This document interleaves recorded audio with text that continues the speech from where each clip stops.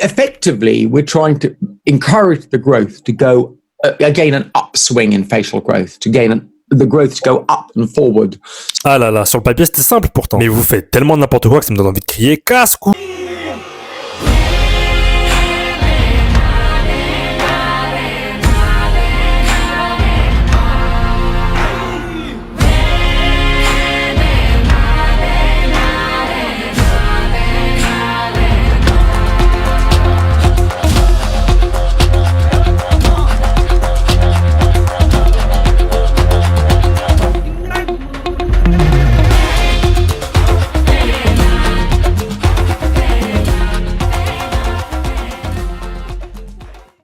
Un visage bien défini, ça fait rêver, hein. Salut à tous à Nespi Team et bienvenue sur Nespiration. Aujourd'hui, on va parler d'un sujet que vous m'avez réclamé à corps et à cri. Ouais, parle-nous du mewing. Ouais, parle-nous du tumpling.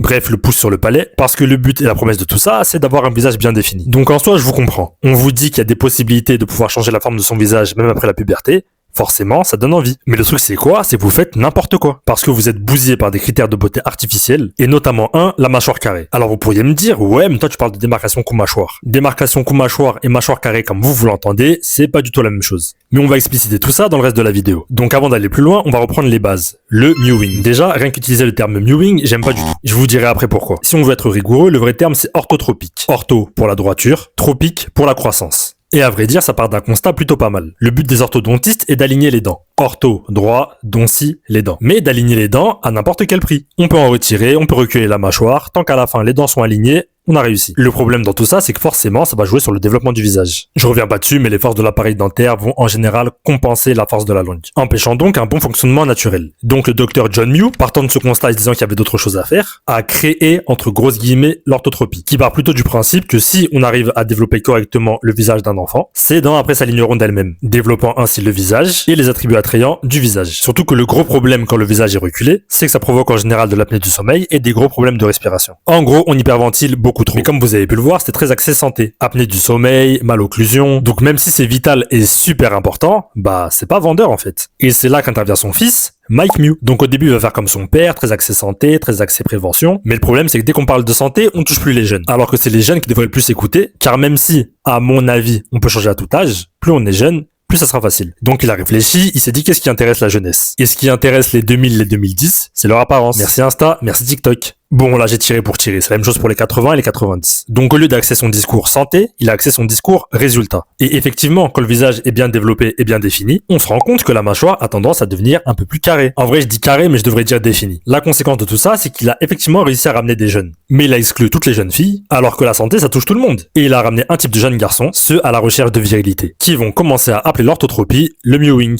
Ah, ok, intéressant. Mais si ça fonctionne, on s'en fiche en vrai de quel nom ça a, non? Alors, dans le principe, comment ça fonctionne? L'hypothèse de départ est la croissance du visage. Jusque-là, vous me suivez. La croissance du visage guidée par la langue, développant ainsi le maxillaire. Donc l'idée forte de l'orthotropie, et qui est le mewing, c'est la langue au palais. Car garder ta langue au palais va stimuler ta suture médio-palatine, te permettant ainsi naturellement de redémarrer l'expansion de ton maxillaire. Et qui dit expansion du maxillaire dit en théorie visage projeté vers l'avant. Et il existe plein d'appareils pour redémarrer l'expansion de son maxillaire. Leur principe est relativement simple. À l'instar de la langue, ils vont venir appliquer une pression au palais et redémarrer l'expansion du maxillaire. Seulement, nos petits jeunes, ils ont pas d'argent et ils ont pas le temps. Donc ils ont inventé une technique pour appliquer plus de pression au palais que la langue, tout en faisant en sorte que ça soit gratuit. Pas un rond, je vous ai dit. Cette technique, c'est le thumb pulling. Ouais, on va dire pouce au palais. Qui consiste donc à appuyer sur son palais avec son pouce. Mais en matière de résultats, est-ce que ça marche? Bah oui et non, mais surtout non. Parce que dans votre délire, vous devenez trop dangereux, mais surtout pour vous-même. Même si on a dit qu'on était à la recherche d'attributs attrayants. C'est des attributs attrayants qui découlent de la bonne santé. Et tirer sur son palais comme un fou avec son pouce, moi ça me donne envie de crier casse-cou. Casse-cou, définition. Personne qui s'expose sans réflexion à un danger. Bah voilà, c'est exactement ça. Mais y a pas que les thumb pullers, il y a aussi les accros à la mâchoire carrée. Parce que vous allez tellement vouloir avoir une mâchoire définie que vous allez être prêt à mettre l'intégrité physique de votre corps en danger. En danger. Si on regarde ce avant-après, le avant-après de la miniature. Là vous vous dites,